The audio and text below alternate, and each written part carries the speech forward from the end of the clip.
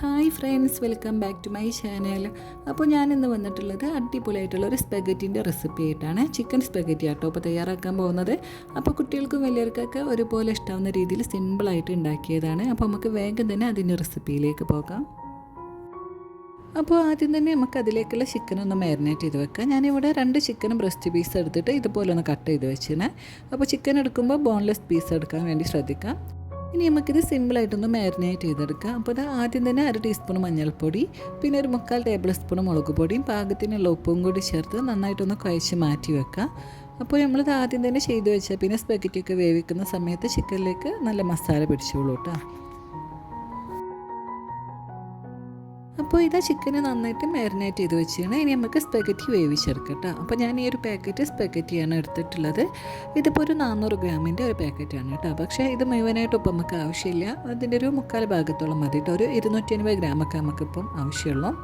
അപ്പോൾ ഇതാ ഇത്രയും ഭാഗം ഞാനിവിടെ എടുത്ത് വെച്ചാണ്. ബാക്കി ഇത്രയും ഭാഗം പാക്കറ്റിൽ തന്നെ ബാക്കി വെച്ചാണ് കേട്ടോ. ഇനി അത് വേവിച്ചെടുക്കാനായിട്ട് ഞാനിവിടെ ഒരു പാത്രത്തിൽ കുറച്ചധികം തന്നെ വെള്ളം വെച്ചിട്ടുണ്ട്. അത് തിളച്ച് വരാനായിരുന്നു കേട്ടോ. അപ്പോൾ അതിലേക്ക് പാകത്തിനുള്ള ഉപ്പ് ഇട്ട് കൊടുക്കുകയാണ്. അതിൻ്റെ കൂടെ തന്നെ ഒരു ടേബിൾ സ്പൂൺ ഓയിലും കൂടി ചേർത്ത് കൊടുക്കാം. എന്നിട്ടൊന്ന് ഇളക്കി കൊടുക്കാം കേട്ടോ. അപ്പോൾ ഇതാ വെള്ളം ഇവിടെ തിളച്ച് വന്നിട്ടുണ്ട്. അതിലേക്ക് നമ്മൾ എടുത്ത് വെച്ചിട്ടുള്ള സ്പെഗറ്റി ഇട്ട് കൊടുക്കാം. അപ്പോൾ നമ്മളിത് പൊട്ടിച്ചെടുക്കാതെ നേരത്തെ തന്നെ വെച്ച് കൊടുക്കുകയാണ് കേട്ടോ. പൊട്ടിച്ച് കഴിഞ്ഞാൽ പിന്നെ അതിൻ്റെ ഒരു ഭംഗി പോകണ്ട വിചാരിച്ചിട്ട്. അപ്പോൾ ആ വെള്ളത്തിൽ തട്ടി നിൽക്കുന്ന ഭാഗം പെട്ടെന്ന് തന്നെ സോഫ്റ്റ് ആയിട്ട് വരും. അപ്പം ബാക്കി ഭാഗം കൂടി മെല്ലെ ഒന്ന് താഴ്ത്തി വെച്ചെടുത്താൽ മതി കേട്ടോ. അപ്പോൾ ഇതാ മുഴുവനായിട്ട് ഇതുപോലെ താഴ്ത്തി വെച്ച് കൊടുത്താണ്. ഇനി ഇതിൽ കിടന്നാണ് നന്നായിട്ട് വെന്ത് വരട്ടെ കേട്ടോ. ഒരു 10 മിനിറ്റ് നമുക്ക് തുറന്ന് വെച്ചതിന് നന്നായിട്ട് തിളപ്പിച്ച് വേവിച്ചെടുക്കണം. വേവ് കൂടി പോവരുത് കേട്ടോ, ഉടഞ്ഞ് പോവരുത്. ആ സമയം കൊണ്ട് നമുക്ക് ഇതിലേക്കുള്ള ടൊമാറ്റോ പ്യൂരി ഒന്ന് തയ്യാറാക്കാം. അതിനായിട്ട് ഇതാ കുറച്ച് വെള്ളം തിളപ്പിക്കാനായിട്ട് വെച്ചിട്ടുണ്ടായിരുന്നു. തിളച്ച് വന്നപ്പോൾ അതിലേക്ക് നല്ല പഴുത്ത 2 തക്കാളി വെച്ച് കൊടുക്കുകയാണ് കേട്ടോ. ഒരു 3-4 മിനിറ്റ് ഒന്ന് തിളച്ചുകൊണ്ടിരിക്കുമ്പോഴേക്കും ഇതാ തക്കാളിൻ്റെ തൊലിയൊക്കെ ഇതുപോലെ ഒന്ന് പൊട്ടി തുടങ്ങും കേട്ടോ. അപ്പോൾ ഈ ഒരു തക്കാളിൻ്റെ പെട്ടെന്ന് തന്നെ പൊട്ടിയിട്ടുണ്ട്. നല്ല പഴുത്ത തക്കാളി ആയിട്ടാണ് കേട്ടോ. മറ്റേത് അത്ര തന്നെ ഒന്നും പഴുത്തിട്ടില്ല, അതുകൊണ്ടാണ് മറ്റേത് കുറച്ച് ടൈം എടുക്കുന്നത്.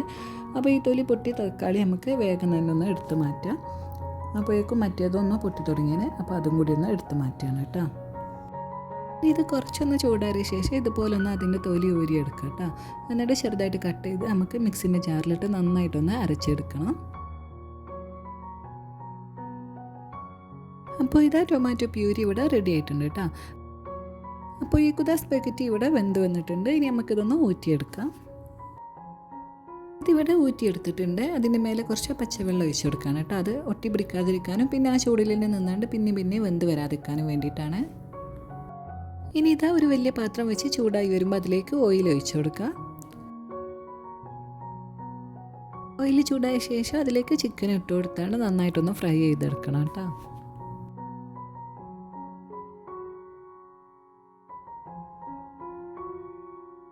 തിരിച്ച് മറിച്ചിട്ട് ചിക്കൻ നന്നായിട്ട് ഫ്രൈ ചെയ്തെടുത്തിട്ടുണ്ട്. ഇനി നമുക്കിത് എണ്ണയിൽ നിന്ന് കോരി മാറ്റാം കേട്ടോ. ഇനി ചിക്കന് ഫ്രൈ ചെയ്തെടുത്ത് ഇതേ ഓയിലിൽ തന്നെ കേട്ടോ നമ്മൾ മസാല തയ്യാറാക്കുന്നത്. അപ്പോൾ ആദ്യം തന്നെ അതിലേക്ക് ഒരു 4 അല്ലി വെളുത്തുള്ളി ചെറുതായിട്ട് അരിഞ്ഞത് ഇട്ട് കൊടുക്കുകയാണ്. ഒന്ന് വഴറ്റി കൊടുക്കാം കേട്ടോ. ഇനി ഇതിലേക്ക് ഒരു സവാള അരിഞ്ഞത് ഇട്ട് കൊടുക്കുകയാണ്.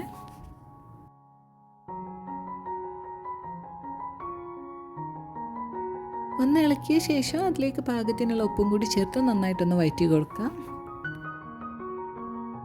പെട്ടെന്ന് വഴണ്ടി വരാനും വേണ്ടിയിട്ട് കുറച്ച് നേരം ഒന്ന് അടച്ചു വെച്ച് കൊടുക്കാം കേട്ടോ.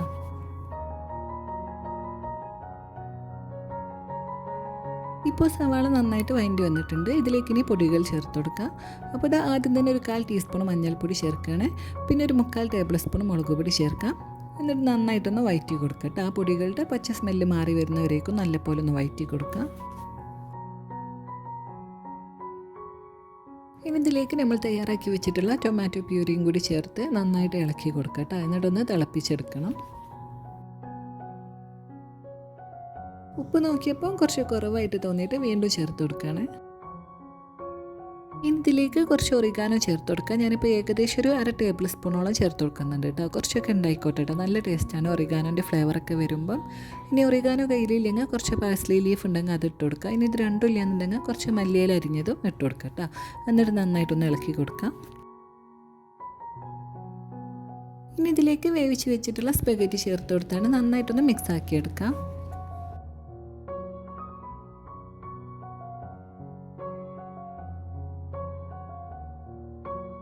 ഇത് നന്നായിട്ട് തന്നെ മസാലയിൽ മിക്സ് ആക്കി എടുത്തിട്ട് ഇനി അതിലേക്ക് നമ്മൾ ഫ്രൈ ചെയ്ത് വെച്ചിട്ടുള്ള ചിക്കനും കൂടി ചേർത്തുകൊണ്ട് ഒന്നും കൂടി ഒന്ന് ഇളക്കി കൊടുക്കാം.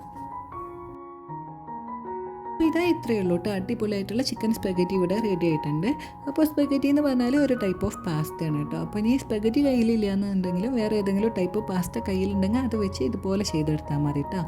കൂടുതൽ വെജിറ്റബിൾസും കാര്യമൊന്നുമില്ലാതെ സിമ്പിളായിട്ട് ഉണ്ടാക്കിയെടുക്കുന്നതാണ്. എല്ലാവർക്കും എന്തായാലും ഇഷ്ടമാവും കേട്ടോ. അതുവരെയും ഇതുപോലെ ഉണ്ടാക്കി നോക്കാത്തവരാണെങ്കിൽ തീർച്ചയായിട്ടും ഒന്ന് ട്രൈ ചെയ്ത് നോക്കണേ.